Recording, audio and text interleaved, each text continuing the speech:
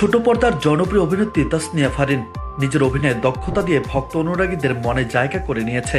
অভিনয়ের পাশাপাশি নাচেও বেশ দক্ষ তিনি।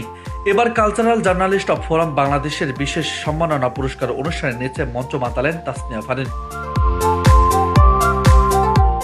সামাজিক যোগাযোগ মাধ্যমে ইতোমধ্যে অভিনেত্রী নাচের ভিডিও নেটিজেনদের নজর কেড়েছে। ভিডিওতে দেখা যায় পরনে কালো জিন্স, পায়ে হাই হিলে গানের তালে নাচে মঞ্চ মাতাচ্ছেন তাসনিয়া ফারিন। তবে ফারিনের নাচ দেখে নেটিজেনরা বেশ কটাক্ষ করেছে। একজন ভিডিওর কমেন্ট বক্সে লিখেছেন, নায়িকারা যত জনপ্রিয় হয়ে ওঠে তত তাদের ধীরে ধীরে পোশাকটা ছোট হতে থাকে।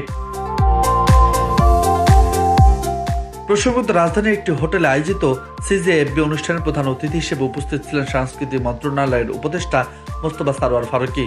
অনুষ্ঠান শুরুর আগে জুলাই অভ্যুত্থানের শহীদদের স্মরণে 1 মিনিট নীরবতা পালন করা হয়। এদিকে 2017 সালে আমরা আবার ফিরব কবে নাটকের অভিনয় দিয়ে ছোট পর্দায় তাসনিয়া ফারিনের অভিষেক হয়। মায়ের ইচ্ছেতে তিনি অভিনয় শুরু করেন। 2018 সালে তিনি বিকাশের একটি বিজ্ঞাপনে মাশরাফি বিন মর্তুজার সাথে কাজ করেন। একই বছর ফারিন অভিনীত ভালোবাসা দিবসে এক্স বয়ফ্রেন্ড নাটকটি বেশ পরিচিতি এনে দেয় তাকে।